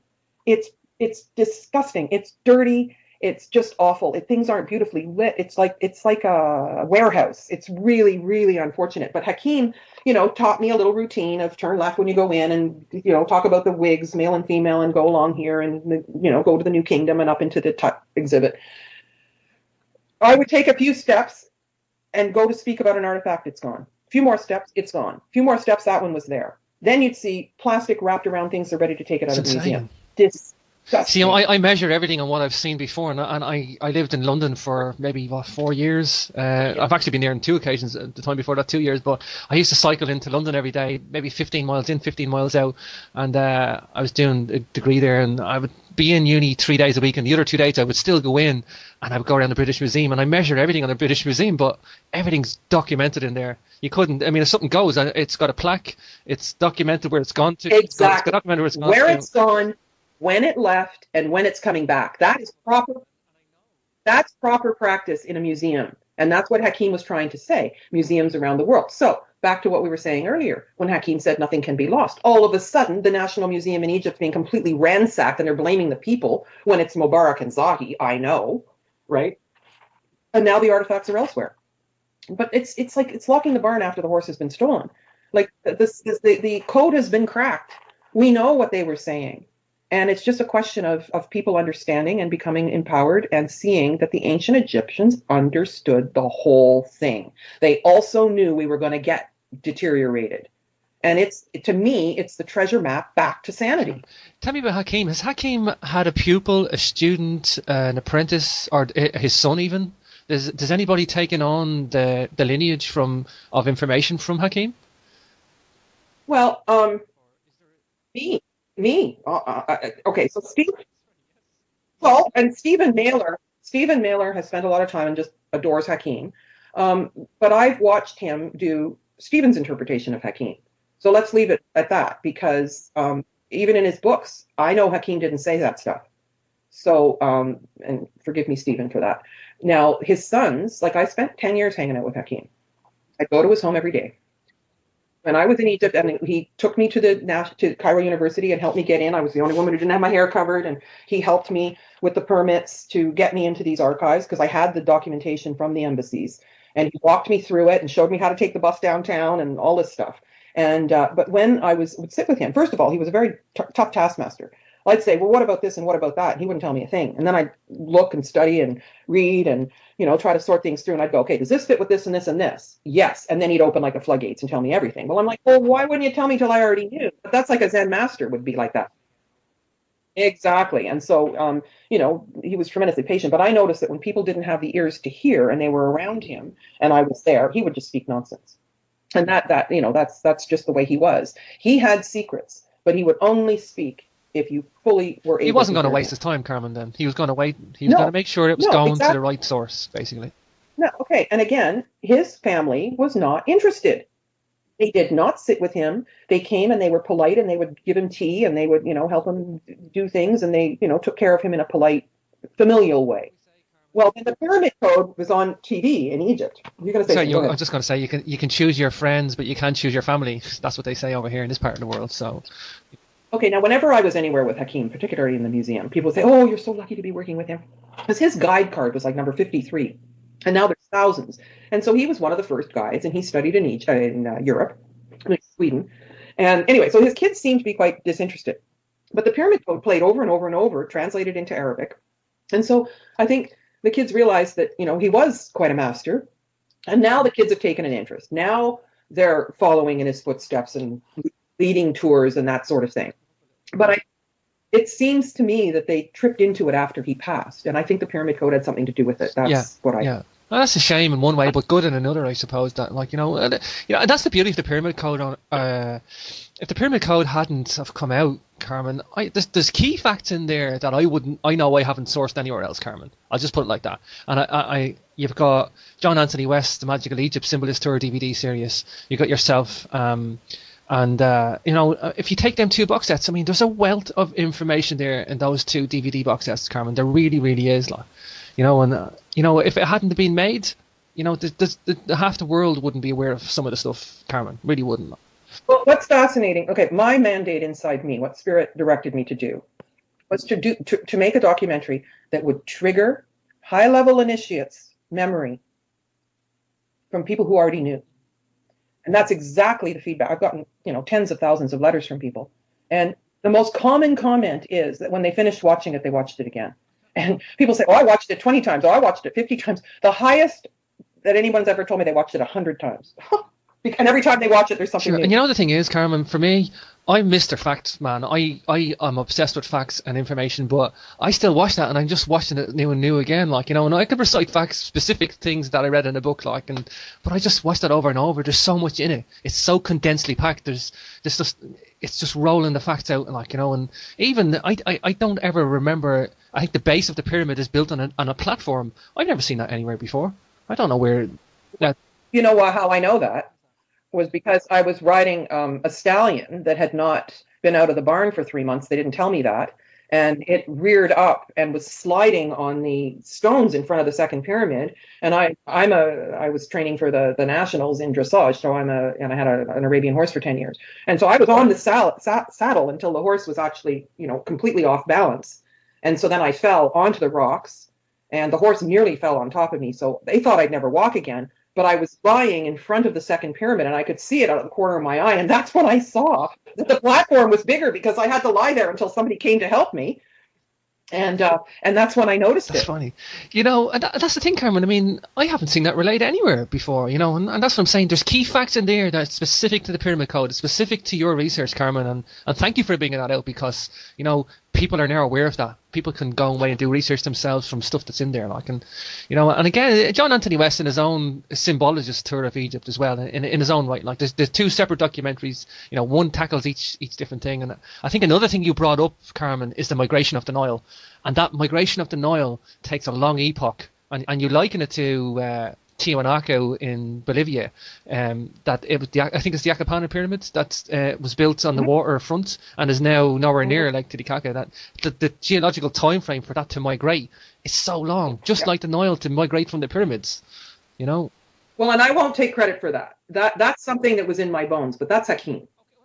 Hakim all the way, and he took me to the sites all the way, the Band of Peace. He took me to those sites and he'd say, look, the water used to come to here.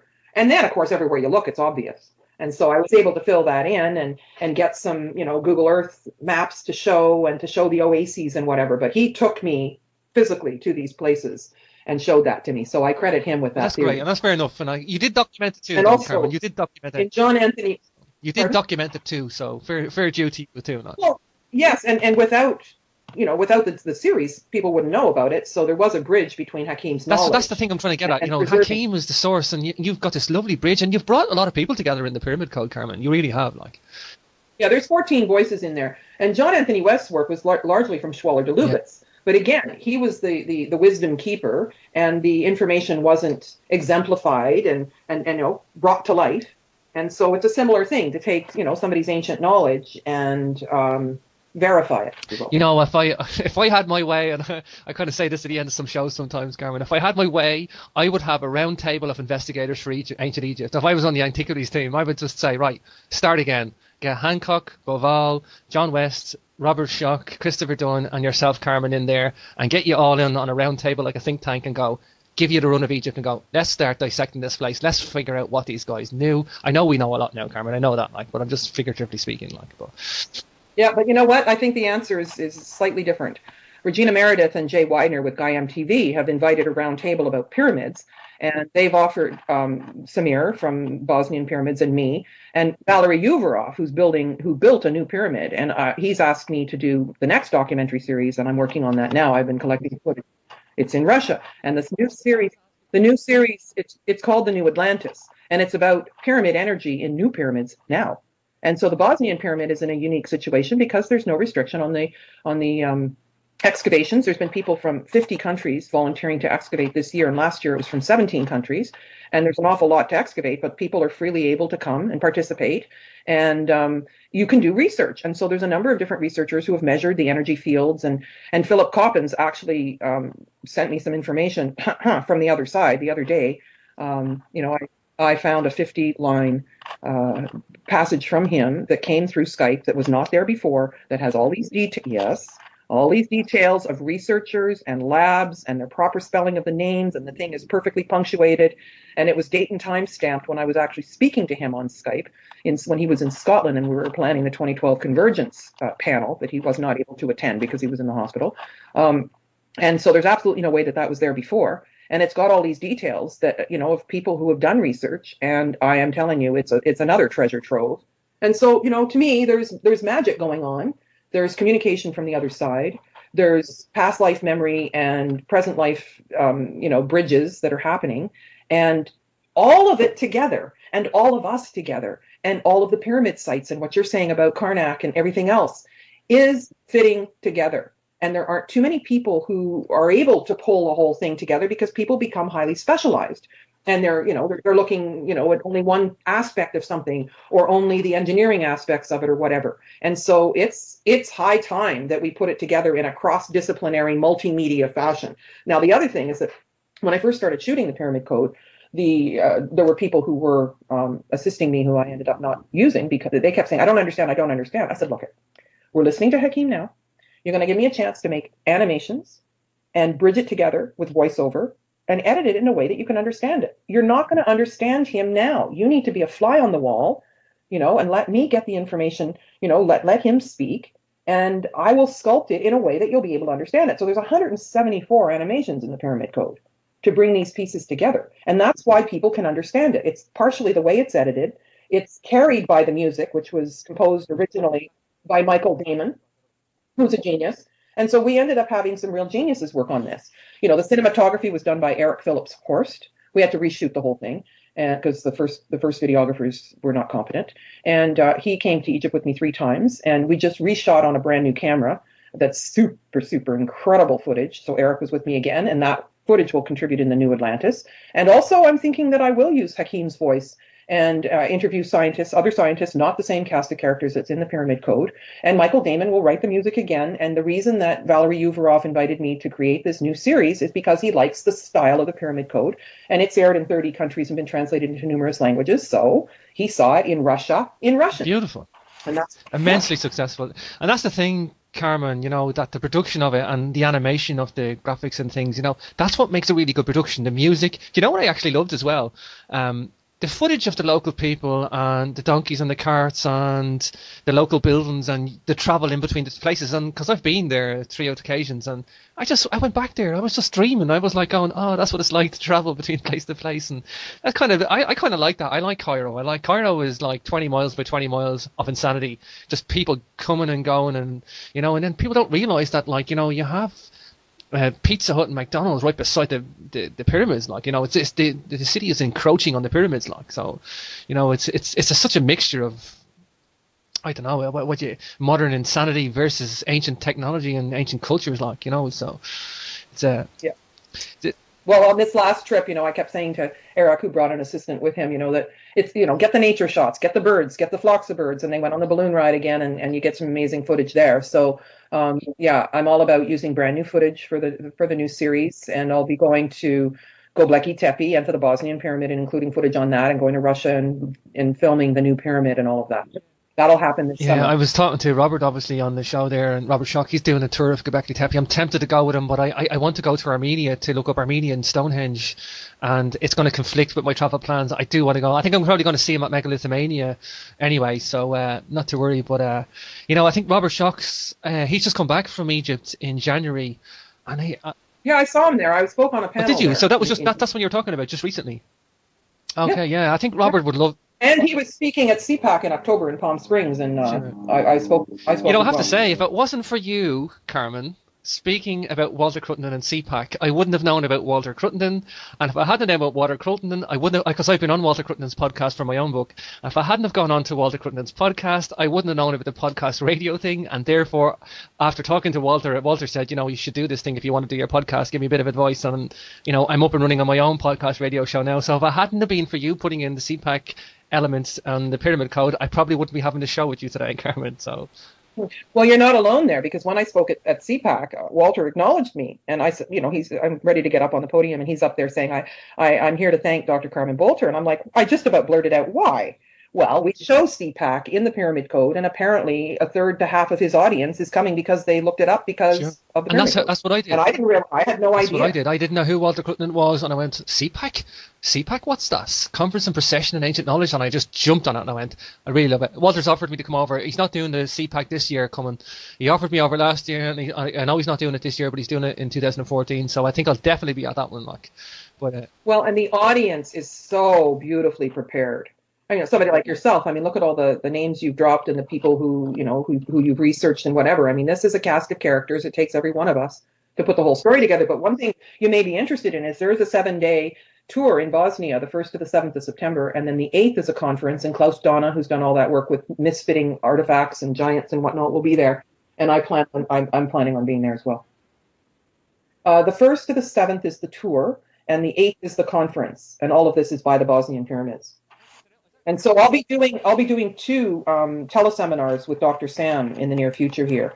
And so sure. I was thinking of getting Klaus on the show, actually. So you've just sealed the deal for me. I'll have to approach Klaus to get him on the show now, because I have listened to some of his podcasts and YouTube videos too. So that's brilliant. He's got brilliant work, and he's just unearthed things that other people have not been able to put into place. And so he's really made a good contribution. Sure. We're way over the time, Carmen. I'm going to ask you one more thing before we go. It's about the lotus flower and the hallucinogen aspect, entheogens, and there was a BBC documentary on the effects of the blue lotus flower, and was it like a hallucinogen? Some people liken it to a hashish effect, but it may have been actually more of a altered state of consciousness type ayahuasca brew type drink.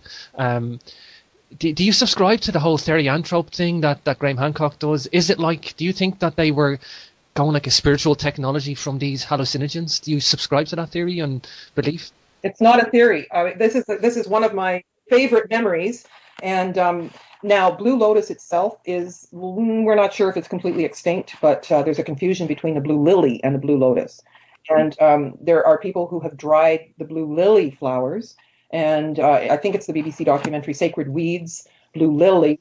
Yes, I've watched that. Yes. I've watched that several times, and they're doing the experiments, but they found some flowers, and they were using the fresh flowers, and what they learned is that the psychotropic properties are activated with wine. And I actually ran some experiments. My friend said, well, what if you put it in vodka? And of course, absolutely nothing happens with that. And these, the blue lily is not as strong, and the dried flowers are bitter, the petals. And if you soak them in wine, which we've done, until they reconstitute and they actually turn into the flowers kind of puff up again, and drink the wine. And of course, we don't know what dosages and whatnot, but it does have a dual effect. It makes the body extremely centered and very calm, and it makes you very mentally alert. But in that calmness in the body, there's a sensual kind of pull to it. And I mean, what a great combination. And when it's finished, it's just finished. But what they were doing is eating the flowers. So you see, I mean, I've got a collection of photographs with the blue lily, the lotus, sorry, the stem wrapped around a wine jar and over and over and over again. And Hakeem was, onto this as well, because the lily, sorry, I keep mixing them up. Lotus, I'm not mixing them up. The lotus is a sign of the sacred feminine. The papyrus is a sign of the sacred masculine. And so they were using this, but it was only for the high level initiates. They also had a different kind of aromatherapy one where they would use it to do out of body experiences and go to there's star chambers underneath the plateau. And as the planet would rotate and a certain star would end up above, there'd be 4 attendants. They would sniff this blue lotus, the one person who was going to go, they'd go off and have a star journey, and then they'd come back. The attendants would make sure they were back in their body, and then they would go for 3 days in isolation to be able to ground and remember the information, because it's one thing to leave, but the trick is to return with the knowledge. All of this was connected to the blue lotus. So there's a few of us now that are connecting to try to find an original flowers, to perhaps cultivate them, but it seems that they're extinct. And John Steele is an aromatherapist that I studied with, and he really went on a worldwide quest to find the blue lotus. And in the end, he gave up. He did come up with something to me that smells like perfume, and when I smell it, I'm like, no, that's not it. But even I've got real instincts about this, including when my friend was saying, oh, no, I think they used white wine. I'm like, no, they use red wine. I'm like, and then I don't even know who's talking when I say stuff like that. It's just the way I remember it, because there's something about the psychotropic properties that came out. But this is not a drug. This is food. There's nothing altered about it. It's a dried flower, and it's wine. And wine is, a fermentation, and it's, again, natural. It's not chemicals. But the combination is similar to ayahuasca. Has to be a combination. But I think of it as hormone food. Okay, so you get a little flushed, but the thing is, you don't drop down. It's not even like sugar, where you eat a candy bar and then and next thing you know, you crash. That's a drug. Like sugar is refined like heroin and cocaine, right? It's a drug. And so anyway, that's the scoop on that. I'm glad I asked you that now, Carmen. I really am, because I know you had gone into therianthrope art that with Graham Hancock in the documentary as well, and the Pyramid Code, and indeed I have read all of Graham Hancock's work. I love Graham Hancock as an author. He is prolific, and everybody knows that. But when I'd read Supernatural, I in my own research, he's gone into entoptic phenomena, and altered states of consciousness have this artwork associated with it. And in the Passage Graves of Ireland, we got this entoptic phenomena encoded on the Passage Graves. And I wondered myself, just that's why I was asking, I wondered myself, was there a hallucinogen effect or an acoustically induced effect, or both? And in my own research, I had a group of people just recently in January there use entheogens, psilocybin mushrooms, and acoustics separately on different occasions, and both on the same occasion. No, so it's not hallucinogenic. It's extremely mild, and maybe it's because it's lily, not lotus. I don't expect that it's dangerous. As I said, I expect that it's food, and it shows you over and over and over and over and over. You see how they were going to these rituals. They were dancing. They were sensuous with one another. They were having a really good time, and nobody was trying to stop them and tell them it was illegal. Yeah, they weren't lying around out of it, totally without their senses, that's the thing, I think. Yeah, because there's artwork depicting them sipping the lotus flower drinks in big vats with tubes and stuff. Yeah. Well, and wearing an extra flower. So, so that you always had one there if you needed another one. But anyway, I just think it's a beautiful thing, and it's not dangerous. And there's a lot more interest in it now. And I don't think we found the exact formula because we don't have the flowers. But I'm not giving up. We're going to keep looking, because if there's one flower left, we can make more. So a lot of times when people say things are extinct, they're severely endangered. But, if you find any, you can bring it back. So that's the quest, and I'll spend the rest of my life on that if it takes that long. I think the BBC documentary's maybe been a bit misleading in that respect then. I'm not too sure, but just on what you say. Okay, Carmen. But the title is Blue Lily. Yeah, Blue Lily. I see. Well, it's not misleading. It's been misleading that I didn't just connect the two together. I think the lotus flower is definitely probably something distinctively different. It's a mistake to think the two of them are the exact same. I think maybe, but Yeah. Okay, Carmen, we're at the top of the hour. We're way over the time. It's been such a pleasure talking to you. Give your website out again there, Carmen, for people to get in touch with you and look at your future research. And you have a tour coming up this year as well, yeah? Yeah, I'll be going after Bosnia, September 9th to 20th. It's Exotic Egypt. That'll be posted once I get the confirmed itinerary on pyramidcode.com. And I invite people to come to interactive-u.com because I'll be teaching a course called the Pyramid Code, one on angels and archetypes and one on exotic Egypt. But there's 34 courses and 10 faculties. We're probably going to launch in maybe 3 weeks. It's an online learning and social action network. Sure. That's great, Carmen. And it's such a pleasure having you on the show. I hope you're going to come back again, have a chat again sometime. It's been such a pleasure, So, again, thank you for coming on the show, Carmen. Yeah, it's been a real pleasure for me because you've done your homework. So thanks so much. Thank you, Carmen. Thank you for coming on. Okay. All right. Bye-bye. There you go. That was Dr. Carmen Bolter. What a fascinating, knowledgeable lady. Carmen has made such an impact for me and so many others with respect to an alternative viewpoint of ancient Egypt, which for me is a more accurate one. If you haven't checked out the Pyramid Code 5-part documentary series, please do so. It's a wealth of knowledge. And you'll see parts of Egypt and knowledge that you haven't seen before. I guarantee you that. That's all for now, folks. I have Dr. Rita Louise and Santos Bonacci mid-March. In the meantime, I have to take care of my own radio campaign and some travel to Denmark and Sweden. So I shall be back on the air on the 13th of March. And stay tuned to your host, E.A. James Swagger, on Capricorn Radio. And don't forget to subscribe, folks.